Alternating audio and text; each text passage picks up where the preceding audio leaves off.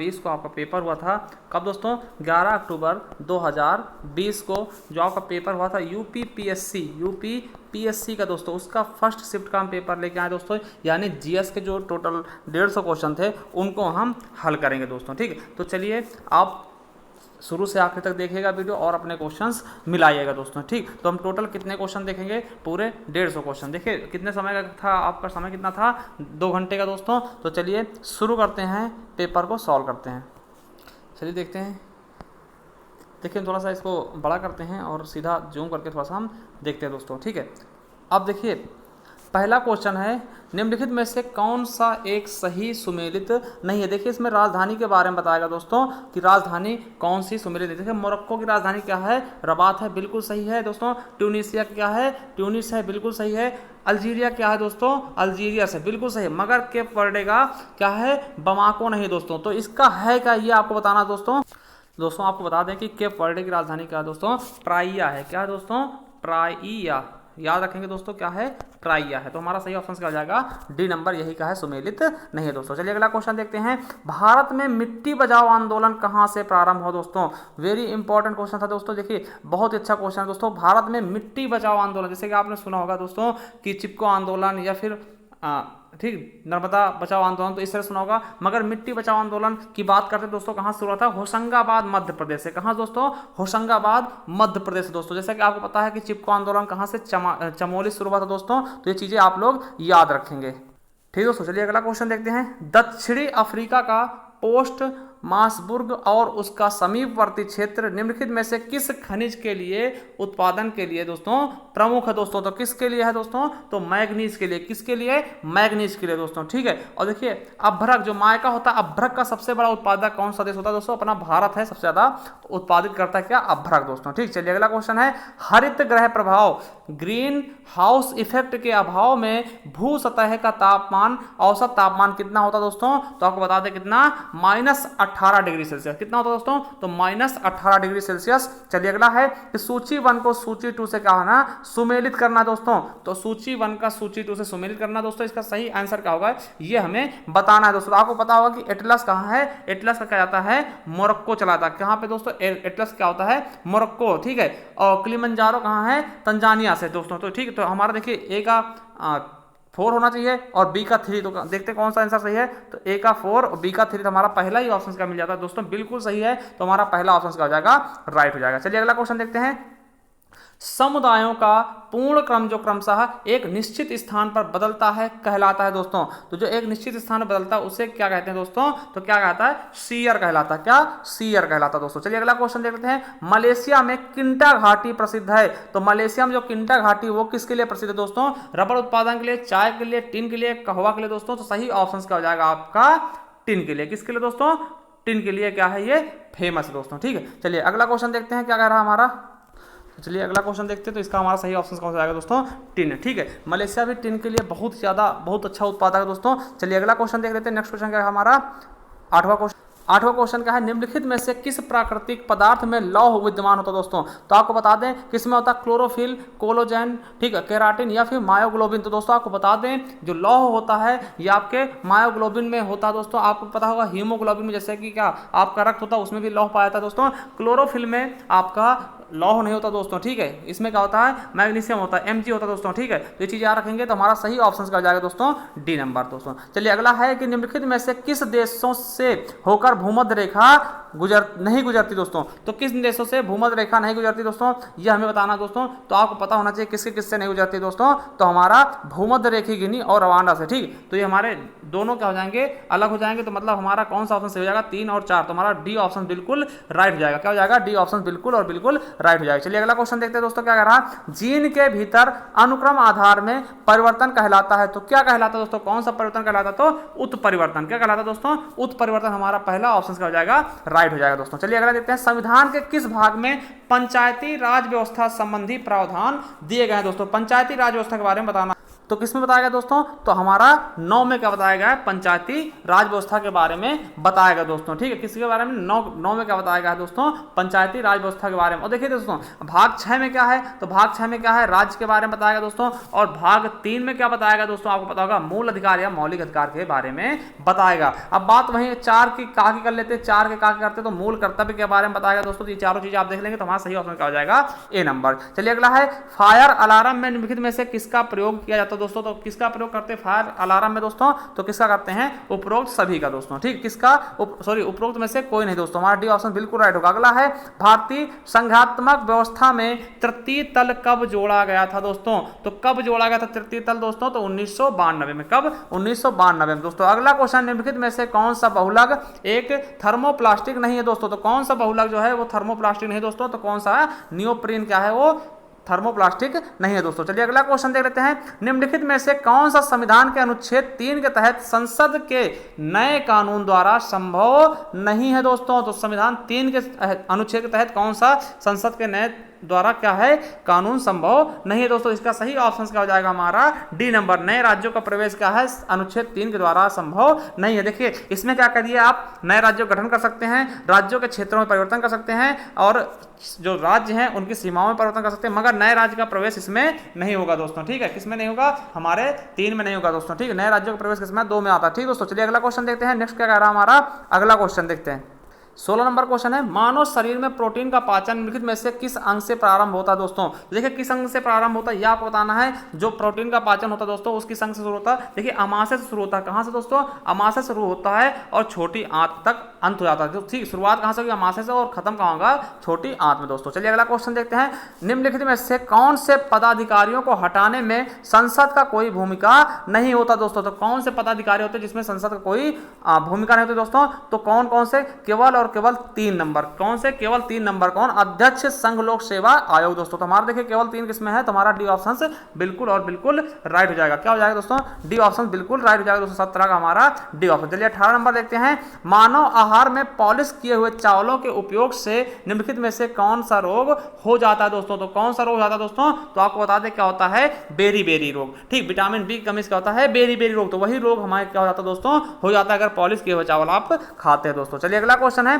पंचायतों के लिए कराए जाने वाले सभी निर्वाचनों के संचालन का अधीक्षण, निर्देशन और नियंत्रण निहित होता है किसमें होता है, राज्यपाल में, भारत के निर्वाचन आयोग में, या फिर जिला पंचायत राज अधिकारी में, या फिर राज्य निर्वाचन आयोग में दोस्तों। तो इसका सही ऑप्शन क्या हो जाएगा हमारा, डी नंबर। राज्य निर्वाचन आयोग ही क्या करता है, इसके सब कुछ चुनाव संबंधी चीजें करवाता है दोस्तों। चलिए अगला क्वेश्चन है, निम्नलिखित में से कौन सा विटामिन मनुष्य में रक्त के जमने के लिए जिम्मेदार होता है दोस्तों, तो आपको पता होगा विटामिन के क्या करता है, रक्त का थक्का जमाता है। ठीक दोस्तों, विटामिन के ही क्या होता है, इसका सही आंसर। और ये क्वेश्चन आपके लिए बहुत इंपॉर्टेंट है, कई बार पूछा भी जा चुका है दोस्तों। चलिए अगला क्वेश्चन है, निम्नलिखित युग्मों में से कौन सा एक सही सुमेलित नहीं है दोस्तों, तो कौन सा एक सही सुमेलित नहीं है दोस्तों। इसमें आपको क्या करना है, इसका आपको आंसर हमें कमेंट बॉक्स में करके बताना दोस्तों, इसका सही आंसर क्या होगा, कौन सा सुमेलित नहीं है दोस्तों। ठीक है, तो चलिए इसका हम आप कमेंट बॉक्स में कमेंट करना दोस्तों। चलिए अगला क्वेश्चन देखते हैं, क्या कह रहा है हमारा 22 नंबर।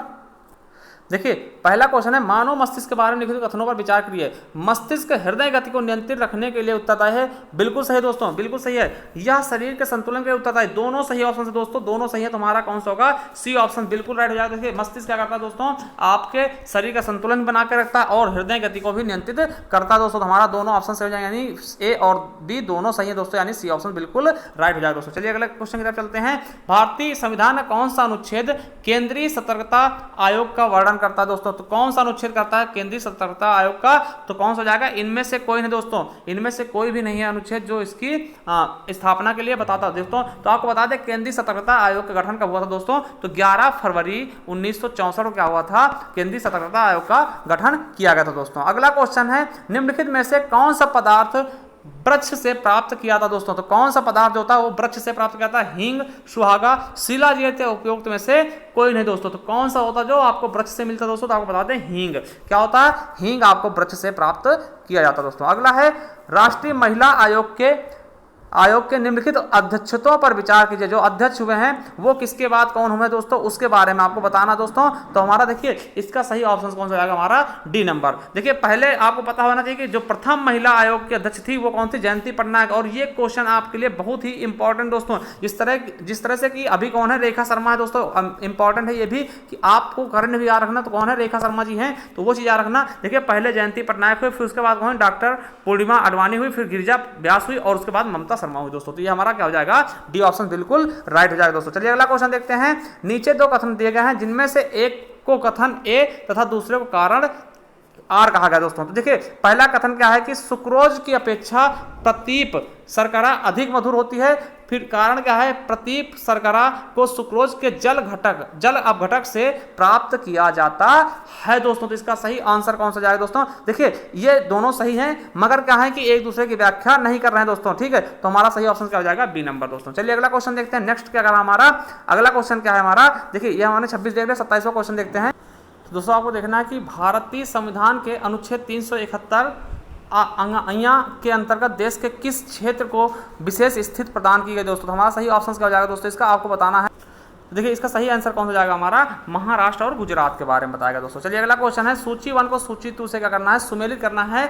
और इनके दिए हुए क्या है कि दिए गए सब चीज़ें आपको बताई गई, कूट ए को कूट से 2 से मुलाकात करवाना, मतलब कि इनको मिलाना है दोस्तों। तो देखिए इसका सही ऑप्शन हमारा कौन सा हो जाएगा, हमारा सी नंबर बिल्कुल सही हो जाएगा। देखिए किस लिए सही होगा, देखिए ए जो कह रहा हमारा क्या है, सोडियम। तो सोडियम को हम क्या करते हैं, चाकू से आसानी से काट सकते हैं दोस्तों, ठीक है। चाकू से सोडियम को आसानी से काटा जा सकता है दोस्तों। और देखिए पारा के बारे में तो आप जानते होंगे दोस्तों कि पारा कैसा चीज है कि ये कमरे के ताप पर क्या होता है, द्रव होता है। तो पारा क्या है, एक ऐसा धातु है जो द्रव रूप में पाया था दोस्तों, जिसे और ऐसा कौन सा धातु है जो द्रव रूप में, तो फ्लोरीन होता है दोस्तों। इस तरह से क्या होता है, पारा हमारा ये सही हो जाएगा दोस्तों। और देखिए चांदी क्या होता है, चांदी क्या होता है दोस्तों, और विद्युत का बहुत ही अच्छा सुचालक होता है दोस्तों, ठीक है। हमने बताया था चांदी का तारा बनाइए, उसमें करंट क्या होगा, जल्दी फैलेगा, ठीक दोस्तों। और शीशा क्या होता है, हमारा उष्मा का कुचालक होता है। तो वेरी बहुत ही सही आंसर है सी नंबर। चलिए अगला क्वेश्चन देख लेते हैं, क्या कह रहा है कि निम्नलिखित में से कौन सा एक सही सुमेलित नहीं है दोस्तों, ठीक। कौन सा एक सही सुमेलित नहीं है दोस्तों, तो हमें बताना है। मूल कर्तव्य 4 का ए बिल्कुल सही है दोस्तों, क्या है, 4 का ए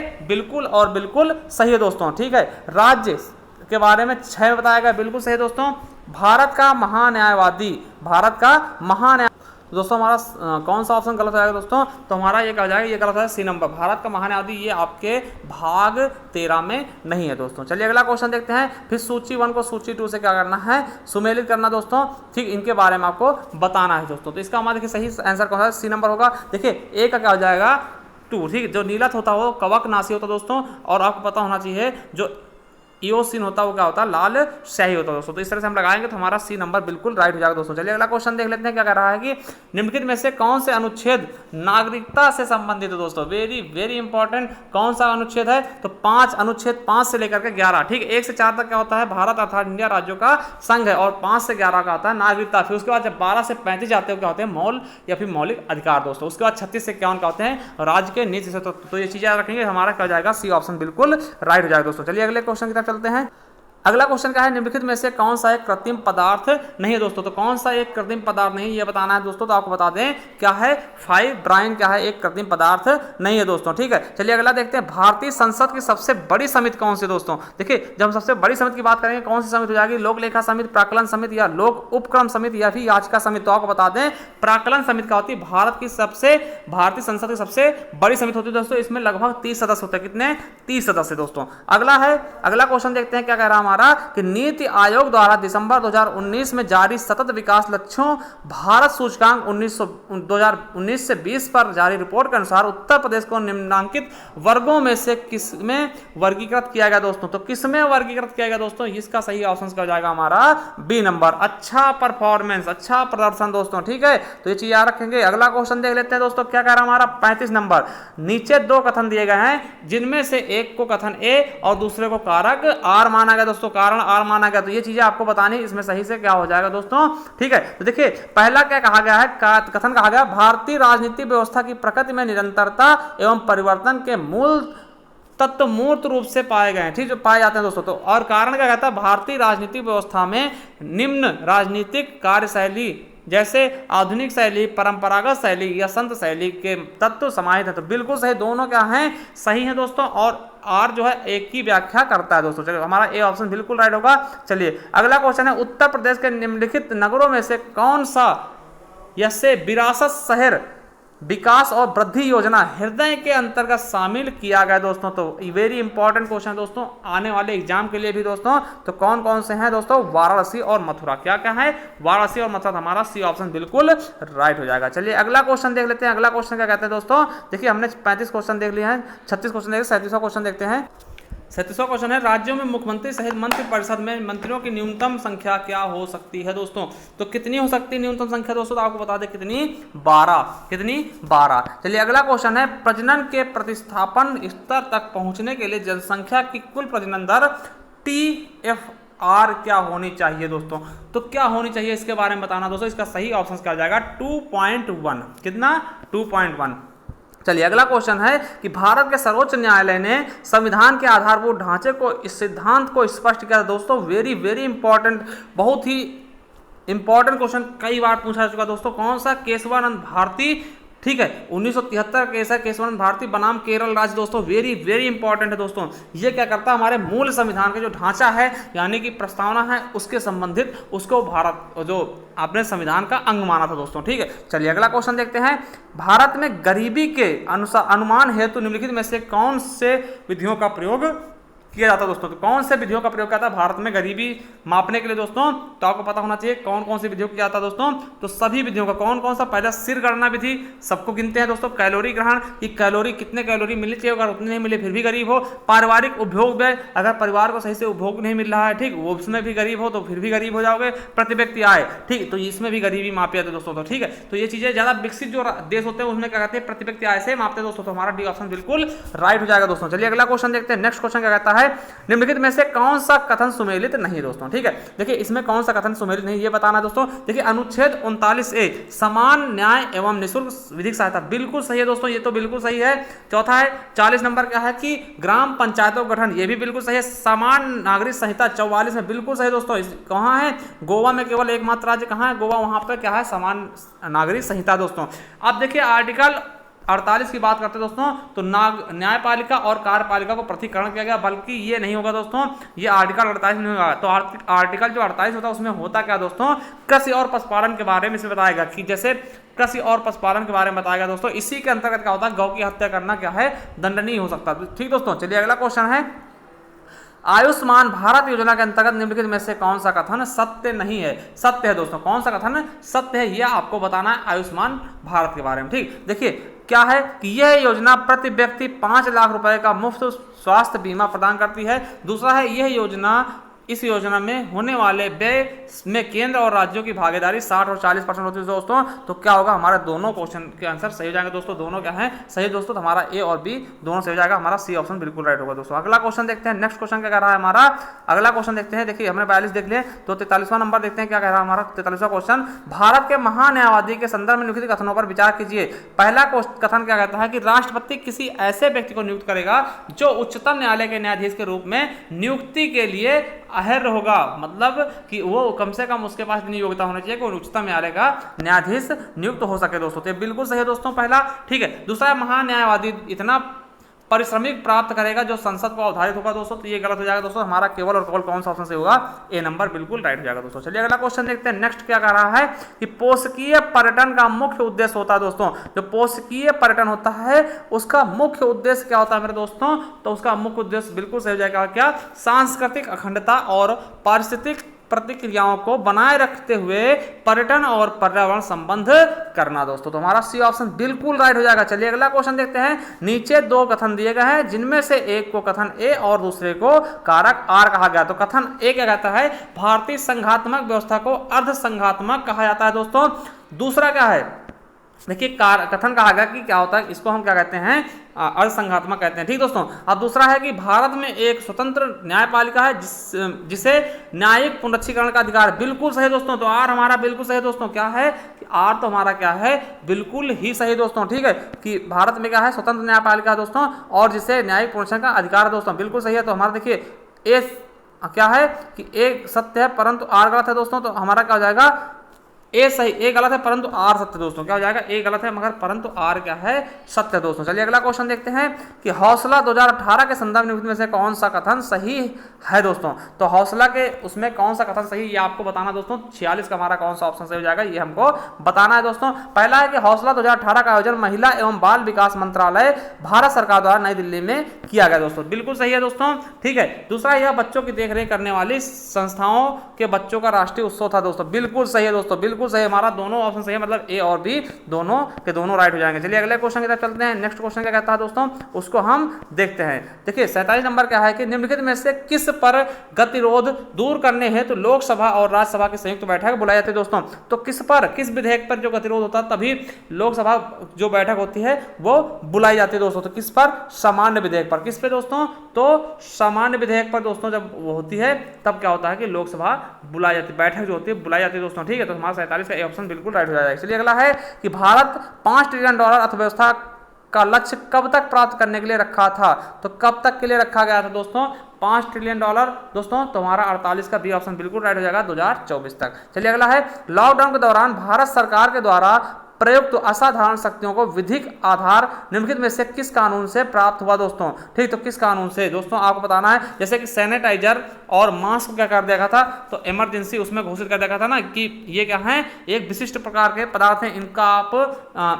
आप इन्हें ज़्यादा रेट पे नहीं बेच सकते हैं, ना ही इनका आप मतलब कि इन्हें स्टोर कर सकते हैं दोस्तों। तो ये किस के द्वारा प्रभावित होता है दोस्तों, तो ये अधिकार किसमें दिया गया दोस्तों, तो हमें आपको बताना किसमें, शत्रु संपत्ति या एनिमी प्रॉपर्टी एक्ट दोस्तों। ठीक, सॉरी इसमें क्या है कि लॉकडाउन की जो असाधारण शक्तियों के बारे में बताया गया, तो हमारा देखिए तो इसमें किसके द्वारा दिया गया दोस्तों, तो हम आपको बताते हैं किसके द्वारा, 2 और 4 के तहत। तो मतलब कौन से, डिजास्टर मैनेजमेंट एक्ट होता है एक, और चौथा क्या होता है, एपिडेमिक डिसीजेज है ना एक्ट। तो इसके तहत आप दवा उनका संरक्षण नहीं कर सकते दोस्तों। ठीक है, तो ये चीज़ें बताई गई थी दोस्तों। ये तीसरा नहीं होगा, हमारा दूसरा और चौथा सही हो जाएगा, मतलब क्या हमारा सी ऑप्शन बिल्कुल राइट होगा। चलिए अगला क्वेश्चन देखते हैं।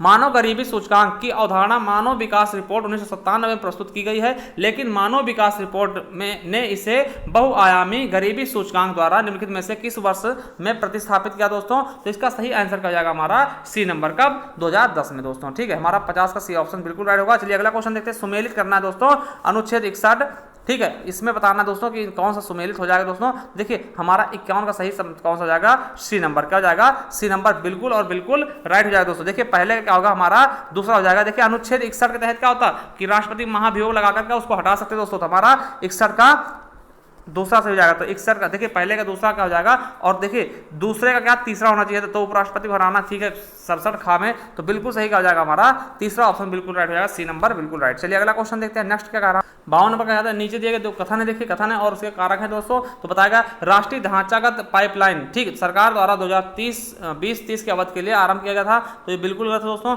अगला है एनपीआई का उद्देश्य सभी को समान ढांचागत सुविधा प्राप्त कराना, तो हमारा आर सही दोस्तों। एक सही, एक गलत है परंतु आर सही दोस्तों। तो हमारा कौन सा हो जाएगा, एक गलत है परंतु आर सही, मतलब डी ऑप्शन बिल्कुल राइट होगा। चलिए अगला क्वेश्चन है, भारत की संविधान सभा ने निम्नलिखित में से किस तिथि को राष्ट्रीय ध्वज को अपनाया था दोस्तों। तो किस तिथि को राष्ट्रीय ध्वज को अपनाया गया था दोस्तों, ये एकदम सरल क्वेश्चन है। तो कब, 22 जुलाई 1947 को। इसीलिए क्या दोस्तों 22 जुलाई को हम क्या मनाते हैं दोस्तों, झंडा दिवस। ठीक है, तो याद रख लेंगे दोस्तों, हमारा सी ऑप्शन बिल्कुल राइट हो जाएगा दोस्तों। चलिए अगला क्वेश्चन देखते हैं, अगला क्या कह रहा है,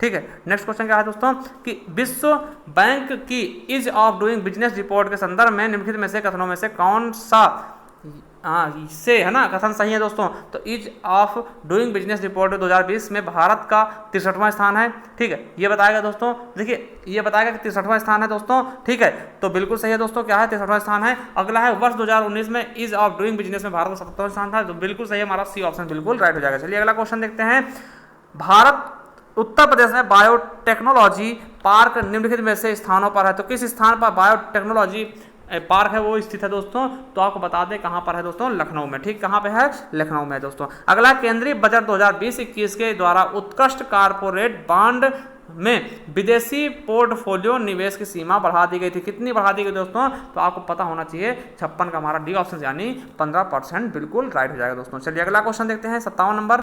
57 नंबर क्वेश्चन कहता है विकास अनुवीक्षण और मूल्यांकन कार्यालय जो दीर्घकालिक नीति का अनुवीक्षण करता है निम्नलिखित में से किस कार्यालय के अंतर्गत आता है दोस्तों। तो किस कार्यालय के अंतर्गत आता है ये आपको बताना दोस्तों। तो हमारा 57 का डी ऑप्शन हो जाएगा किसके, नीति आयोग के अंतर्गत दोस्तों। चलिए अगला क्वेश्चन है सुमेलित करना दोस्तों। क्या करना है, इसको सुमेलित करना है कि देखिए ये आपको दिए योजना दी गई है पीएम जन आरोग्य अभियान और पीएम वय वंदन योजना और पीएम रोजगार प्रोत्साहन योजना और स्वच्छ भारत अभियान दोस्तों कब शुरू किए गए हैं इसको आपको बताना है दोस्तों। तो आपको बता दें जो चौथा ऑप्शन होगा आपका ये जो है स्वच्छ भारत अभियान कब चलाया गया तो 2014 में दोस्तों। तो हमारा सही ऑप्शन क्या हो जाएगा, बी नंबर बिल्कुल राइट हो जाएगा। चलिए अगला क्वेश्चन देखते हैं। नेक्स्ट क्या कह रहा है कि निम्नलिखित में से कौन सा कथन खुदरा व्यापारियों, दुकानदारों और स्वरोजगार वाले व्यक्तियों के लिए राष्ट्रीय पेंशन योजना के बारे में नहीं है दोस्तों। तो कौन सा नहीं है दोस्तों ये आपको बताना है दोस्तों। तो कौन सा नहीं है, राष्ट्रीय पेंशन योजना के सदस्य इसके पात्र हैं दोस्तों। यही क्या है, गलत है दोस्तों। चलिए अगला क्वेश्चन देखते हैं कि निधि कार्यक्रम के संदर्भ में निम्नलिखित में से कौन सा कथन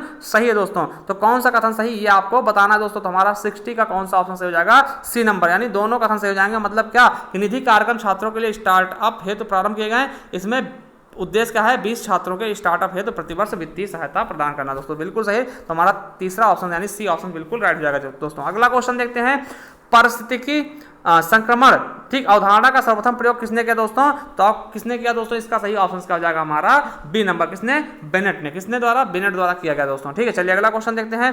62 नंबर क्या कहता है दोस्तों हमारा, उसके तरफ चलते हैं।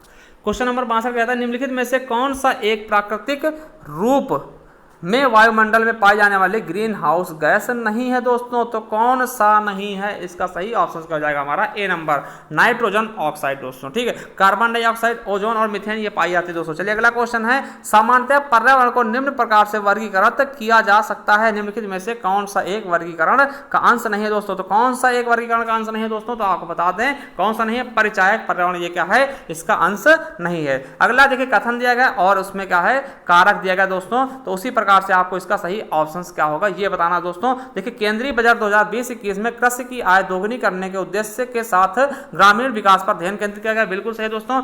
आर क्या कहता है कि बजट में घोषित 16 सूत्री कार्यक्रम कृषि, सिंचाई और ग्रामीण क्षेत्र के चतुर्दिक केंद्रित है। बिल्कुल सही दोस्तों। दोनों क्या है, एक दूसरे की व्याख्या भी कर रहे हैं दोस्तों। ठीक है, तो हमारा सही ऑप्शन क्या हो जाएगा, ए बिल्कुल सही हो जाएगा। ए और आर दोनों सत्य हैं तथा आर एक ही सही व्याख्या करता है। बिल्कुल सही दोस्तों। ठीक है, चलिए अगले क्वेश्चन की तरफ चलते हैं। निम्नलिखित में से कौन सा वैश्विक ताप वृद्धि यानी ग्लोबल वार्मिंग का प्रभाव है दोस्तों। तो कौन सा है ये आपको सही बताना, समुद्र तल का बढ़ना दोस्तों। ठीक है, समुद्र तल का बढ़ना या हिमनद का पिघलना या फिर दोस्तों बीमारियों का फैलना या प्रवाल भित्ति का विरंजन होना। तो सभी क्या है, बिल्कुल सही है दोस्तों। एक ये भी सही है, ये भी सही, ये भी सही, ये भी सही, यानी 4 ऑप्शन सही होंगे। तो हमारा 1 2 3 4 यानी डी ऑप्शन बिल्कुल राइट है दोस्तों। चलिए अगला क्वेश्चन देख लेते हैं। क्या कह रहा है कि ट्रैवल एंड टूरिज्म प्रतियोगात्मक सूचकांक TTCI जारी किया जाता है, किसके द्वारा किया था दोस्तों, इसको आपको बताना है कि TTCI किसके द्वारा जारी करते हैं। तो विश्व आर्थिक मंच द्वारा। चलिए अगला क्वेश्चन देख लेते हैं। 66 हो गया, 67 नंबर देखते हैं क्वेश्चन।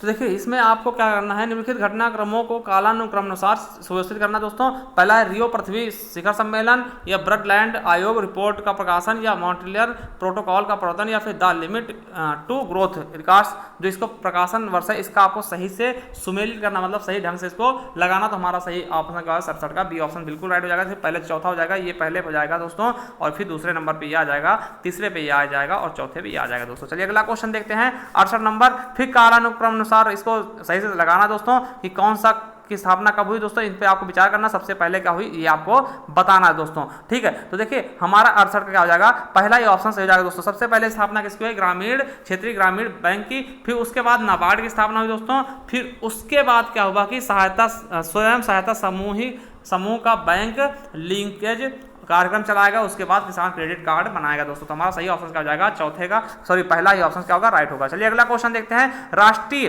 चंबल अभ्यारण्य निम्नलिखित में से किस राज्य का हिस्सा नहीं दोस्तों। चंबल अभ्यारण्य किस राज्य का हिस्सा नहीं, हरियाणा का नहीं दोस्तों। उत्तर प्रदेश, मध्य प्रदेश, राजस्थान ये तीनों जगह फैला हुआ दोस्तों, मगर हरियाणा में नहीं है दोस्तों। ठीक है, जैसे आज चंबल नदी पूछा था एक बार क्वेश्चन कि किन राज्यों से होकर बहती है, तो दोस्तों ये आपके तीनों राज्य हो जाएंगे दोस्तों, आपका हरियाणा नहीं होता। ठीक दोस्तों, हरियाणा गलत होगा। चलिए कौन सा है, कौशल भारत अभियान के संदर्भ में कौन सा कथन सही है दोस्तों। तो आपको 70 में बताना है कौन सा कथन सही है दोस्तों। तो कौशल अभियान भारत की शुरुआत प्रधानमंत्री ने जुलाई 2015 में की, तो बिल्कुल सही दोस्तों, ठीक है। अगला, इस अभियान का मुख्य उद्देश्य भारत के युवाओं को सूचना तकनीकी से प्रशिक्षित करना दोस्तों, ठीक है। तो सूचना तकनीकी से प्रशिक्षित करना दोस्तों, तो ये क्या हो जाएगा हमारा, गलत हो जाएगा दोस्तों। हमारा सही क्या हो जाएगा दोस्तों, ए नंबर बिल्कुल राइट होगा। क्या हो जाएगा हमारा, ए नंबर बिल्कुल राइट हो जाएगा। अगला है, राष्ट्रीय स्वच्छ वायु कार्यक्रम केंद्र सरकार द्वारा किस वर्ष में प्रारंभ किया गया दोस्तों? तो कब प्रारंभ किया गया दोस्तों? तो हमारा 71 का सही ऑप्शन क्या हो जाएगा, डी, 2019 में दोस्तों, ठीक है। चलिए अगला क्वेश्चन है, निम्नलिखित में से किस वंश के शासकों को पुराणों में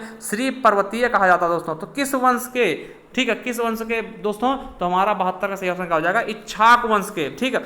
इच्छाक वंश जिसके क्या थे, राम भगवान इच्छाक वंश के थे, ठीक दोस्तों। चलिए अगला क्वेश्चन देखते हैं। अगला क्वेश्चन क्या कहता है हमारा, देखिए ये क्वेश्चन है आपका, निम्नलिखित समितियों में से किसने मात्र पोषक तत्वों के आधार, आवश्यकता के आधार पर गरीबी रेखा का निर्धारण किया था दोस्तों? तो आपको बता दें, देखिए अलग समिति और लकड़वाला समिति, तेंदुलकर समिति, रंगराजन समिति। तो आपको बता दें दोस्तों कौन सा ऑप्शन सही हो जाएगा, अलग समिति। अलग समिति क्या है, इसने क्या था, कैलोरी प्रति व्यक्ति के आधार पे इसने क्या बताया था, इसके आधार पे इन्होंने आवश्यकता के आधार पे गरीबी रेखा का निर्धारण किया था दोस्तों। और ये बता दें कब समिति आई थी दोस्तों? तो इसका निर्माण कब हुआ था, 1977 में हुआ था दोस्तों। और इसने अपनी रिपोर्ट कब प्रस्तुत की थी? तो 1989 में की थी दोस्तों, ठीक है, 89 में। और इसने बताया था क्या कि ग्रामीण क्षेत्रों के लिए, अगर वो ग्रामीण क्षेत्र हैं, अगर 2400 कैलोरी अगर प्रति व्यक्ति को मिल रही तो वो क्या है, गरीबी रेखा के नीचे नहीं होगा दोस्तों, ठीक है। और शहरी क्षेत्रों के लिए, देखिए शहरी क्षेत्रों के लिए 2100, क्योंकि ग्रामीण में क्या होता है वो ज्यादा मेहनती होते दोस्तों। तो इसने क्या कहा, अगर किसी भी ग्रामीण क्षेत्रों के व्यक्ति को अगर 2400 कैलोरी ऊर्जा मिल रही दोस्तों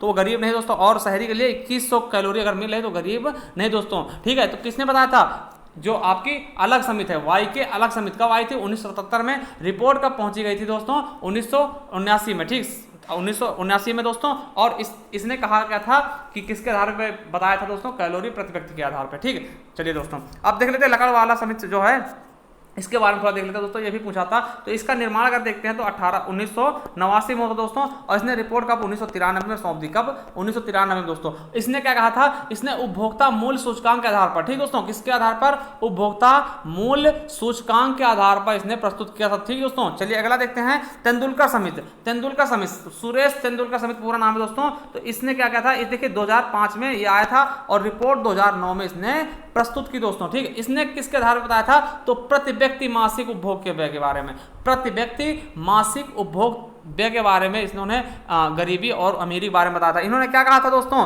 कि अगर कोई व्यक्ति शहरी, अगर ग्रामीण की बात करते हैं, अगर कोई ग्रामीणी व्यक्ति है वो अगर दिन के 27 रुपए कमाता है तो वो गरीब नहीं है दोस्तों। 27 रुपए अथवा 816 रुपए मासिक, ठीक, महीने के 816 रुपए। और ग्रामीण, ठीक है, समझिए दोबारा से, अगर कोई ग्रामीण व्यक्ति हर दिन के 27 रुपए या फिर मासिक के 816 रुपए कमाता है वो गरीब नहीं है। वहीं शहरी के लिए बताया था उन्होंने कि अगर कोई शहरी व्यक्ति 33 रुपए प्रतिदिन कमाता है और या फिर 1000 रुपए मासिक कमाता तो वो गरीब नहीं दोस्तों, ठीक है। और इसके आधार पे लगभग कितने परसेंट गरीबी पाई गई थी भारत में, 21.9%, ठीक दोस्तों। ये चीज आप लोग याद रख लेंगे। और देखिए अगर बात करते हैं निर्धनता जो आकलन करता है, कौन करता है, तो NSSO, कौन करता है, NSSO दोस्तों, ठीक। अब देखिए रंगराजन समिति क्या थी, इसके बारे में समझ लीजिए आप।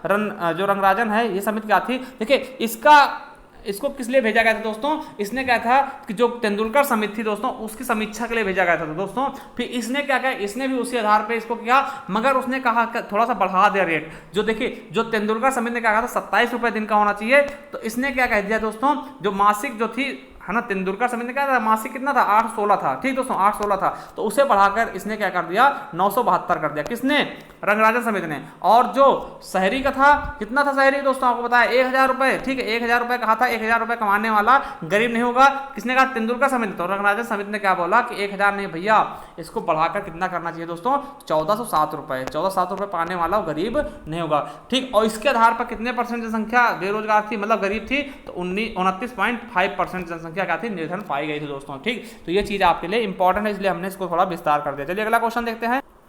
नेक्स्ट क्वेश्चन क्या है दोस्तों कि देखिए मौर्य काल में एग्रो मोनोई उत्तराधिकारी निम्नलिखित में से किस क्षेत्र का मापन करता था दोस्तों। तो किसका करता था ये आपको बताया दोस्तों। तो इसका सही ऑप्शन क्या हो जाएगा हमारा 74 का डी नंबर, क्या, राजस्व प्रबंधन। ठीक, चलिए दोस्तों अगला क्वेश्चन देखते हैं क्या कह रहा है हमारा, निम्नलिखित सूचकांकों में से कौन सा मानव विकास सूचकांक की गणना में सम्मिलित नहीं है दोस्तों। तो कौन सा नहीं है, देखिए जीवन प्रत्याशा, शिक्षा, प्रति व्यक्ति आय या सामाजिक असमानता दोस्तों। तो हमारा सही ऑप्शन क्या हो जाएगा दोस्तों, सामाजिक असमानता, ये क्या होता है इसमें शामिल नहीं है। चलिए अगला क्वेश्चन देखते हैं, सूची 1 और सूची 2 से मिलान करना है दोस्तों। तो कौन सा ऑप्शन सही होगा ये आपको बताना है दोस्तों। देखिए बहुत ही अच्छा क्वेश्चन आ गया दोस्तों। ठीक है, क्या है कि बहुत ही अच्छा क्वेश्चन आ गया, आपको इसको मिलाना है दोस्तों। देखिए इसका हमारा क्या हो जाएगा, थोड़ा हम छोटा कर देते हैं, इसका सी ऑप्शन बिल्कुल राइट होगा। देखो मत्स्य क्या होता, मत्स्य किसकी थी दोस्तों, विराटनगर की दोस्तों। किसकी राजधानी थी मत्स्य, विराटनगर की। और जो आपकी कुरु है दोस्तों, कुरु किसकी है दोस्तों, तो कुरु किसकी है, इंद्रप्रस्थ की है ना, इंद्रप्रस्थ जिसको दिल्ली बोलते हैं आप। ठीक है, सूरसेन किसकी है, मथुरा की है। औसमा किसकी है, पोतन के दोस्तों। तो हमारा सही ऑप्शन क्या हो जाएगा, सी नंबर बिल्कुल और बिल्कुल राइट हो जाएगा। चलिए अगला क्वेश्चन देखते हैं, नेक्स्ट क्या कह रहा है, गरीबी की संस्कृति का विचार प्रस्तुत किया था, किसने किया था दोस्तों, गरीबी की संस्कृति का विचार किसने प्रस्तुत किया दोस्तों। हमारा 77 का ए ऑप्शन बिल्कुल राइट होगा, किसने, ऑस्कर लुईस द्वारा। चलिए अगला क्वेश्चन देखते हैं, नेक्स्ट क्वेश्चन क्या कह रहा है दोस्तों, अगले क्वेश्चन की तरफ चलते हैं। फिर देखिए कथन और निष्कर्ष के बारे में बताएगा, कथन और तर्क के बारे में, कारण के बारे में बताएगा। पहला कथन क्या है कि हमें चोलों के विषय में उनके पूर्ववर्ती राजवंशों की अपेक्षा अधिक जानकारी है, बिल्कुल सही है दोस्तों। चोल शासकों ने मंदिर की दीवारों पर अभिलेख उत्कीर्ण करने का चलन प्रारंभ किया, जिससे उनकी विजयों के ऐतिहासिक विवरण दिए जाते हैं दोस्तों, बिल्कुल सही है। जो आर है दोस्तों, ठीक है, आर जो है एक ही सही व्याख्या भी कर रहा है दोस्तों, तो हमारा ए ऑप्शन बिल्कुल राइट होगा। चलिए अगले क्वेश्चन की तरफ चल देते हैं दोस्तों। क्या कह रहा है कि 20वीं सदी के 80 के दशक के मध्य विकास के नकारात्मक पक्षों पर विस्तार से चर्चा की गई, निम्नलिखित में से कौन सा एक उनमें से महत्वपूर्ण नहीं था दोस्तों। तो कौन सा नहीं था दोस्तों, इसके बारे में बताना। तो हमारा 89 क्या हो जाएगा, सी नंबर बिल्कुल सही हो जाएगा, राजनीति एवं विकास। चलिए अगला क्वेश्चन देखते हैं, क्या कर रहे हैं, निम्नलिखित में से किस भारतीय पुरातत्ववेत्ता ने पहली बार भीमबेटका गुफा को देखा और उसके शैल चित्रों के प्रागैतिहासिक महत्व खोजा दोस्तों। किसने खोजा था, तो किसने खोजा था दोस्तों, तो हमारा सी ऑप्शन बिल्कुल सही हो जाएगा, वीएस वंगकर ने। ठीक दोस्तों, चलिए अगला क्वेश्चन देख लेते हैं, 81 नंबर। वर्ष 1987 में संयुक्त राष्ट्र में पर्यावरण से संबंधित एक प्रतिवेदन की प्रस्तुति के उपरांत धारणीय विकास पर चर्चा आरंभ हुई, वह प्रतिवेदन था दोस्तों। तो वह प्रतिवेदन किस लिए था दोस्तों, इसका आपको सही आंसर बताना। तो किसके लिए था दोस्तों, तो हमारा सही ऑप्शन क्या हो जाएगा, आवर कॉमन फ्यूचर के बारे में। ठीक, चलिए अगला क्वेश्चन देखते हैं, 82 नंबर क्या कह रहा है हमारा, 82 नंबर देखते हैं। फिर से दोस्तों आपको मिलाना, देखिए मिलान करना है, हड़प्पा पुरा स्थल है और राज्य कहाँ पे है दोस्तों, ये आपको बताना। देखिए बालू, तो बालू दोस्तों कहाँ था, तो हरियाणा से का बालू कहाँ था, तो हरियाणा। एक हमारा 3 हो जाएगा दोस्तों, ठीक है, एक का क्या हो जाएगा, 3 हो जाएगा दोस्तों। वहीं पे हम बात करते हैं अगर मांडा की, तो मांडा हमारा कहाँ था दोस्तों, जम्मू कश्मीर। कहाँ पे था, सॉरी मांडा हमारा जम्मू कश्मीर था दोस्तों, बिल्कुल सही। तो हमारा कौन सा ऑप्शन सही होगा, डी ऑप्शन बिल्कुल राइट होगा दोस्तों। ठीक है, क्या हो जाएगा, डी ऑप्शन बिल्कुल राइट होगा। चलिए अगले क्वेश्चन की तरफ चलते हैं, उत्तर प्रदेश के कुल ऐसे शहर जो स्मार्ट सिटी योजना में आच्छादित हैं दोस्तों। तो उत्तर प्रदेश के कितने शहर जो स्मार्ट सिटी में गिने गए थे दोस्तों, तो इसका सही ऑप्शन क्या हो जाएगा, 12। कितने, 12 दोस्तों। चलिए अगला क्वेश्चन की तरफ चलते हैं, 84 नंबर का कहता है हमारा कि निम्नलिखित कथनों पर विचार कीजिए और नीचे दिए गए कोटों को सही करिए। मुल्तान के सूर्य मंदिर का उल्लेख ह्वेनसांग, अबूज ईद या फिर अल मसूदी या फिर अल बरूनी ने किया था दोस्तों। ठीक है, तो इसके बारे में आपको बताना है। देखिए 84 का हमारा बिल्कुल सही दोस्तों, पहला क्या है, बिल्कुल सही है। और शामपुर या तो सब सूर्य पूजा से संबंधित हो, बिल्कुल सही, दोनों सही हैं। तो हमारा सी ऑप्शन क्या होगा, 1 और 2 दोनों सही हैं दोस्तों। ठीक है, चलिए अगला क्वेश्चन की तरफ देखते हैं, अटल नवोन्मेष मिशन किस विभाग से प्रमुख है दोस्तों। तो किस विभाग से प्रमुख है दोस्तों, तो हमारा 85 का बिल्कुल सही क्या हो जाएगा, नीति आयोग से। ठीक दोस्तों, नीति आयोग। चलिए अगला क्वेश्चन 86 नंबर देखते हैं, भारत सरकार द्वारा 1919 में ILO के वाशिंगटन सम्मेलन में मजदूरों का प्रतिनिधि के रूप में निम्नलिखित में से किसको भेजा गया था दोस्तों। तो कौन गया था मजदूरों के प्रतिनिधि के रूप में दोस्तों। ठीक है, तो ये आपको बताना, बहुत ही अच्छा क्वेश्चन, कौन गए थे, NM जोशी जी। कौन गए थे, NM जोशी जी। चलिए अगले क्वेश्चन की तरफ चलते हैं, 87 नंबर देखते हैं।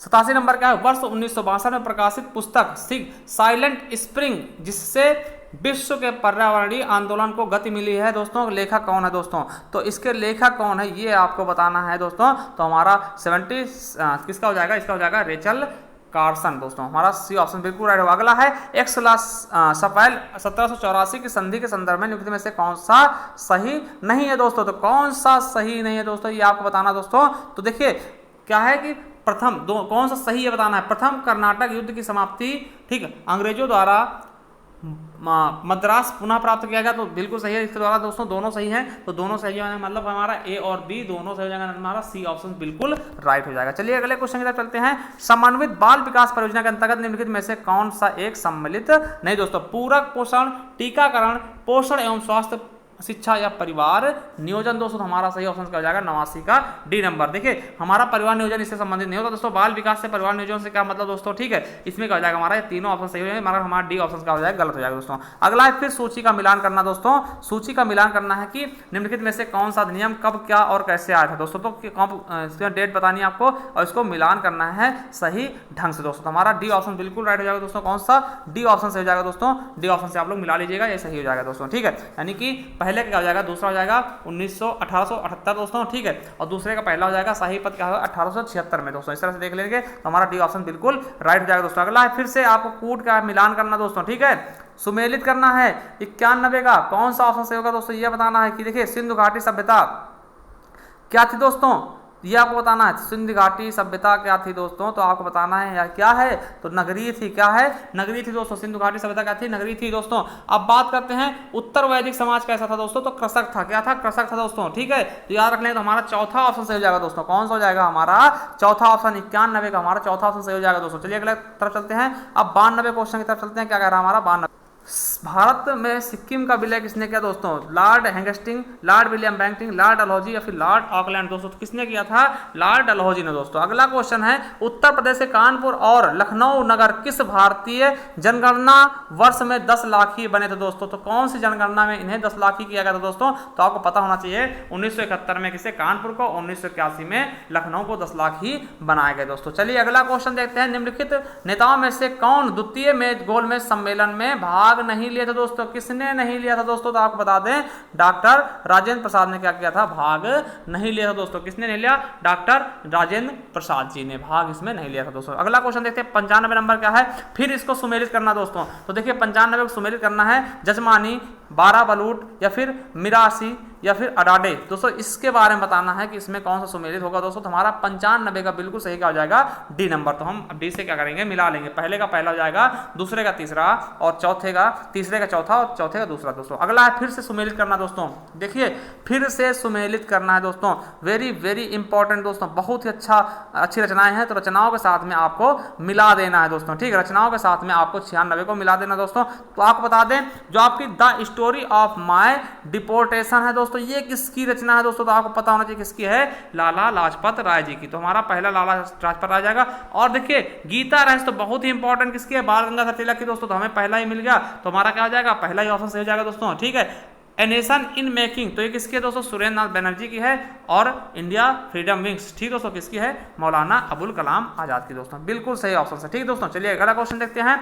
नेक्स्ट क्वेश्चन क्या कह रहा है दोस्तों, चलिए अगला क्वेश्चन है कि सर्वप्रथम सीमांत व्यक्ति मार्जिनल मैन की संकल्पना किसने प्रतिपादित की थी दोस्तों, तो हमारा सही ऑप्शन 97 का क्या हो जाएगा दोस्तों, किसने की, रॉबर्ट ई पार्क ने। चलिए अगला क्वेश्चन है आधुनिक में से कौन 1755 में डिंडीगल मैसूर में एक आधुनिक शस्त्रागार की स्थापना की थी दोस्तों, तो किसने की थी दोस्तों, तो हमारा 98 का बिल्कुल सही जाएगा, हैदर अली। हैदर अली दोस्तों टीपू सुल्तान के कौन थे, आपको बताना दोस्तों। चलिए अगला क्वेश्चन है निम्नलिखित में से कौन सा एक वन्य प्राणियों के विलुप्तीकरण का कारण नहीं है दोस्तों।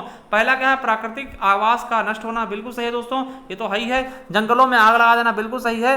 और तीसरा क्या है कि वन्य प्राणियों का अवैध वाणिज्यिक व्यापार दोस्तों, तो कहीं ना कहीं ये भी है दोस्तों कि देखिए ये भी है दोस्तों। और जनसंख्या में तीव्र वृद्धि दोस्तों, इससे ज्यादा तो फर्क नहीं पड़ रहा, मगर क्या है कि देखिए आप किसी के प्रकृति का नाश कर रहे हैं तो उससे क्या होगा, कोई विलुप्तिकरण हो जाएंगे, जंगल में आग लगी उससे भी हो जाएंगे, और देखिए अवैध व्यापार करोगे वन्य जीवों का तो उससे भी हो जाएगा, मगर जनसंख्या की तीव्र वृद्धि से ज़्यादा फर्क नहीं पड़ता दोस्तों। चलिए अगला क्वेश्चन है, दिए गए कूट देना, देखिए कथन और उसके कारण दिए गए। पहला का कथन क्या है कि ब्रिटिश सरकार ने भारत के अलग अलग भागों को भू राजस्व की अलग अलग व्यवस्था लागू की थी। दूसरा है आर कारक का कारण क्या कहते हैं दोस्तों, इसमें भारतीय किसानों में अलग अलग वर्ग बन गए दोस्तों। तो देखिए इसका सही ऑप्शन हो जाएगा हमारा 100 का बी नंबर, बिल्कुल सही होगा। दोनों दोनों क्या हैं, सही हैं, परंतु ए आर जो है ए की व्याख्या नहीं करता दोस्तों। ठीक, चलिए अगला क्वेश्चन पर चलते हैं। 101 नंबर देखते हैं। भारत में अगस्त 2020 में निम्नलिखित में से स्थानों में से कहां पर रेल संग्रहालय राष्ट्र को समर्पित किया गया दोस्तों? तो कहां पे समर्पित किया गया ये आपको बताना। तो कहां पर दोस्तों? हुबली में। कहां पे? हुबली में दोस्तों। चलिए अगले क्वेश्चन की तरफ चलते हैं दोस्तों। क्या कह रहा है? निम्नलिखित ग्रंथों पर विचार कीजिए और उनके कालानुक्रम अनुसार सजाइए दोस्तों। तो इनका सही कालानुक्रम का हो जाएगा हमारा चौथा ऑप्शन 3, 2, 4, 1 दोस्तों। चलिए अगले तरफ चलते हैं। नेक्स्ट क्वेश्चन क्या कह रहा है हमारा? अगला क्वेश्चन वेरी इंपॉर्टेंट, देखिए करंट क्वेश्चन है दोस्तों, बहुत ही इंपॉर्टेंट है। जुलाई 2020 में निम्नलिखित में से कौन सा मिशन मंगल का प्रक्षेपण करने वाला पहला अरब राष्ट्र बन गया दोस्तों? अरब कंट्री का पहला देश कौन बन गया?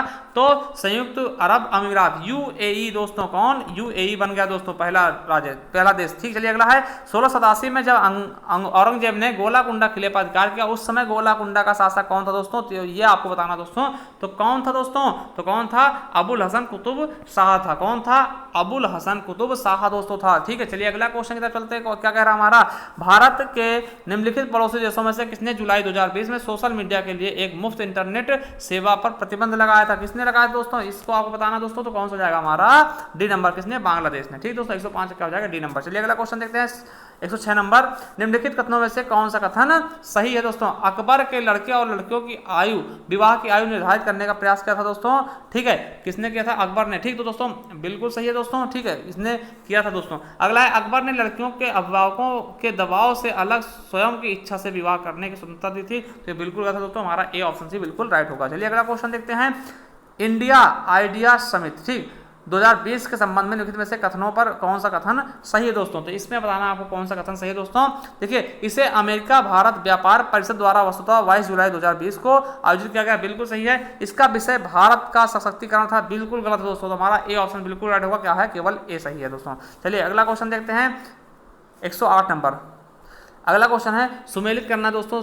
कौन सा सुमेलित करना दोस्तों? तो हमारा देखिए इसका सही ऑप्शन क्या हो जाएगा? हमारा 108 का बिल्कुल सही ऑप्शन क्या हो जाएगा? बी नंबर दोस्तों। तो हमारा बी ऑप्शन बिल्कुल राइट हो जाएगा, आप लोग मिला लीजिएगा। चलिए अगला क्वेश्चन देखते हैं दोस्तों, क्योंकि क्वेश्चन बड़ा है। ठीक, चलिए अगला क्वेश्चन देखते हैं। उत्तर प्रदेश मंत्रिमंडल ने 29 जुलाई 2020 को निम्नलिखित नगरों में से किसमें राष्ट्रीय विधि विश्वविद्यालय की स्थापना का अनुमोदन किया दोस्तों? तो कहाँ पे किया है? तो 109 का हमारा कौन सा ऑप्शन सही हो जाएगा? D number. कहाँ पे? प्रयागराज, जिसको इलाहाबाद बोलते हैं। चलिए अगला क्वेश्चन है निम्नलिखित में से कौन सा सुमेलित नहीं है दोस्तों? तो कौन सा जो सुमेलित है दोस्तों? तो आपको बता दें शेख निजामुद्दीन औलिया, ये आपका मुल्तान में है। ये दोस्तों कहाँ पे है? दिल्ली में है दोस्तों। ठीक, दिल्ली में। तो ये भी याद रख लेंगे। जो आप अजमेर जाते हैं तो अजमेर में किसका है? किसकी दरगाह है? तो मोइनुद्दीन चिश्ती के दोस्तों। ठीक है, दौलताबाद में किसका है? बुरहानुद्दीन की। और मोहम्मद हुसैनी कहाँ है? गुलबर्गा में दोस्तों। और मुल्तान में नहीं है दोस्तों, शेख निजामुद्दीन औलिया का कहाँ है?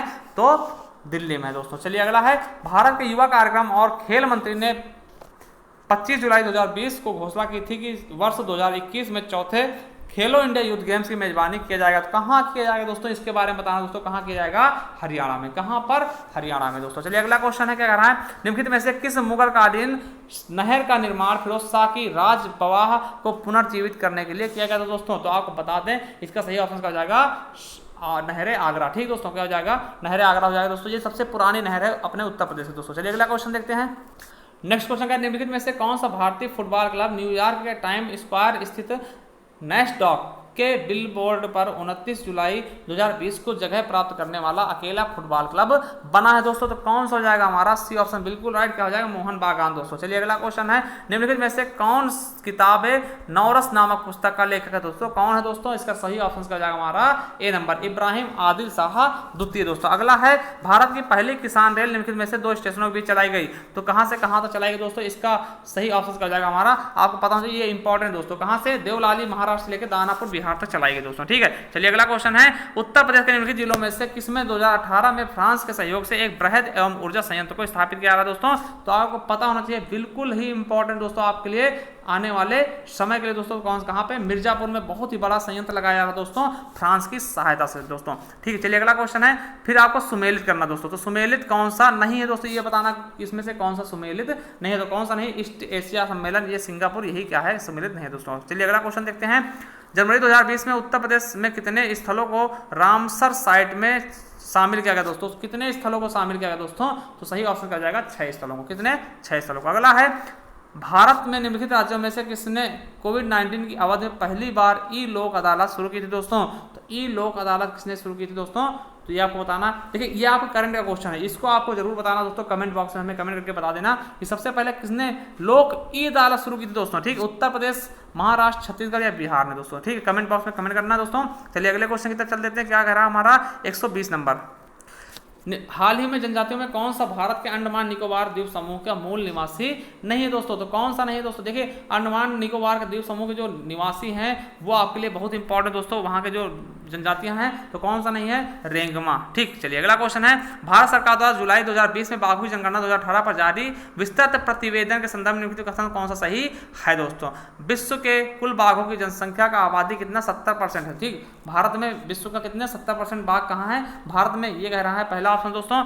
दूसरा क्या कह रहा है, हमारा भारत के लगभग 30% बाघ अभ्यारण्यों से बाहर रहते हैं दोस्तों। तो देखिए इसका हमारा सही ऑप्शन क्या हो जाएगा, बिल्कुल सही क्या हो जाएगा, केवल और केवल ए ही सही है दोस्तों, क्या हो जाएगा, केवल ए सही है दोस्तों। चलिए अगला क्वेश्चन देखते हैं, नेक्स्ट क्या है, देखिए आपको बताना है कि निम्नलिखित में से कौन सा एक नदी हिमालय पार यानी ट्रांस हिमालय नदी है दोस्तों, तो कौन सा है दोस्तों, 122 का हमारा सही ऑप्शन क्या हो जाएगा, सतलुज। चलिए अगला क्वेश्चन देखते हैं, निम्नलिखित में से किसने ग्लोबल वैक्सीन सम्मेलन 4 जून 2020 की मेजबानी की थी दोस्तों, तो किसने कर ली दोस्तों मेजबानी, तो आपको पता होना चाहिए किसने की है, यूनाइटेड किंगडम यानी कि यूके ने, ठीक। चलिए अगला क्वेश्चन देखते हैं, निम्नलिखित में से कौन सा सुमेलित नहीं दोस्तों, ठीक है, कौन सा सुमेलित नहीं है दोस्तों, तो आपको बताना है कि 124 का हमारा सही ऑप्शन क्या हो जाएगा दोस्तों, सी नंबर। खस क्या है, ये आपका अरुणाचल प्रदेश, देखिए खस क्या होता है, आपके पहाड़ी क्षेत्रों में पाई जाती है दोस्तों, ठीक। चलिए अगला क्वेश्चन देखते हैं, रक्षा मंत्रालय भारत सरकार द्वारा अगस्त 2020 में प्रारंभ किया गया सार्थक निम्नलिखित में से किससे संबंधित दोस्तों, तो सार्थक किससे संबंधित है, ये आपको बताना दोस्तों, किससे संबंधित है, अपतटीय गश्ती जहाज से दोस्तों, ठीक। चलिए अगला क्वेश्चन देखते हैं, 126 नंबर देखते हैं। चलिए अगला क्वेश्चन है, देखिए झील को मिलाना दोस्तों, देखिए साला झील कहाँ पे है, तो साला झील आपको पता होना चाहिए दोस्तों कहाँ पर, हमारा अरुणाचल प्रदेश में है, कहाँ पर दोस्तों, अरुणाचल प्रदेश में दोस्तों, ठीक है। अब क्या है, बड़खल झील कहाँ पे, हरियाणा में दोस्तों, और लोकटक झील आप मणिपुरी में, ये बहुत ही चर्चित क्योंकि इस पे क्या है, तैरता हुआ अभ्यारण्य स्थित दोस्तों, ठीक, याद रखेंगे। और काली वैली झील कहाँ, तमिलनाडु में, तो हमारा पहला दूसरा तीसरा चौथा तो हमारा ए ऑप्शन से बिल्कुल राइट हो जाएगा दोस्तों, ए ऑप्शन बिल्कुल राइट। चलिए अगले क्वेश्चन की तरफ चल देते हैं दोस्तों, क्या कह रहा है हमारा, निम्नलिखित में से किस राज्य ने पशु क्रेडिट कार्ड योजना प्रारंभ की 2020 में किया था दोस्तों, किसने किया था, पशु के बारे में किसने सोच लिया, इतना अच्छा क्वेश्चन, तो देखिए किसने, हरियाणा राज्य ने, ठीक, हरियाणा यानी खट्टर, ठीक है। चलिए अगला क्वेश्चन है, नीचे दिए गए शब्दों में बताना है दोस्तों कथन कौन सा कारक कौन सा सही है। देखिए अहमदाबाद भारत में सूती वस्त्र उद्योगों में सबसे बड़ा केंद्र है, तो भैया ये तो बिल्कुल सही है। दूसरा, अहमदाबाद भारत के प्रमुख कपास उत्पादन क्षेत्र में स्थित है, इसलिए इसे कच्चा माल की कोई समस्या नहीं होती दोस्तों, तो 128 का हमारा बिल्कुल सही ऑप्शन का हो जाएगा ए नंबर। देखिए भाई सबसे ज़्यादा सूती वस्त्र उत्पादित करता है, बिल्कुल सही है, और यहाँ पे कच्चा माल भी मिल जाता अच्छे से, तो हमारा ए आर दोनों सही है, और ए आर की व्याख्या करता है, आर की व्याख्या करता है दोस्तों। अगला है 27 जुलाई 2020 को भारत के प्रधानमंत्री ने निम्नलिखित में से किस स्थान पर कोविड-19 परीक्षण के लिए 3 नई भारतीय चिकित्सा अनुसंधान परिषद उच्च श्रेणी परीक्षण प्रयोगशाला को वस्तुतः उद्घाटन किया दोस्तों, तो कहाँ पे किया, कौन से दोस्तों, तो हमारा सही ऑप्शन क्या हो जाएगा, कोलकाता, नोएडा और मुंबई में, कहाँ, कोलकाता, नोएडा और मुंबई में दोस्तों। चलिए अगला क्वेश्चन देख लेते हैं, नेक्स्ट क्वेश्चन क्या कह रहा है दोस्तों, हमारा 130 नंबर क्वेश्चन क्या कहता है, ये देखते हैं दोस्तों, निम्नलिखित में से कौन सी भारत की नवीनतम पर्वत श्रृंखला है, तो कौन सी नवीनतम पर्वत शैली कौन सी दोस्तों, तो हमारा सही ऑप्शन क्या हो जाएगा, हिमाद्री श्रेणी, ठीक दोस्तों। अगला क्वेश्चन है, उत्तर प्रदेश के निम्नलिखित में से किस हवाई अड्डे को भारत ने केंद्रीय मंत्रिमंडल ने 24 जून 2020 को अंतर्राष्ट्रीय दर्जा दिया गया दोस्तों, तो कौन सा, कुशीनगर। अब देखिए कुशीनगर हवाई अड्डा किस लिए बनवाएगा, क्योंकि ये बौद्ध धर्म के लिए बहुत ही प्रसिद्ध शहर है दोस्तों, बौद्ध धर्म के लिए बहुत ही प्रसिद्ध जिला है उत्तर प्रदेश का कुशीनगर दोस्तों, ठीक। कुशीनगर क्या है, बौद्ध धर्म के लिए बहुत ही प्रचलित जगह है, इसलिए इसको टूरिज्म के क्षेत्र में बहुत ज़्यादा विकसित किया जा रहा है दोस्तों। अगला है सूची ए को सूची बी के साथ क्या करना है, राष्ट्रीय उद्यान कौन सा कहाँ का है दोस्तों, ये आपको अच्छे से मिला देना दोस्तों, ए और डी को दोस्तों। देखिए इंद्रावती कहाँ पे दोस्तों, तो आपको बता दें इंद्रावती कहाँ पड़ता है दोस्तों, छत्तीसगढ़ में, कहाँ पड़ता है दोस्तों, छत्तीसगढ़ में, तो ए का 4 हो जाएगा दोस्तों।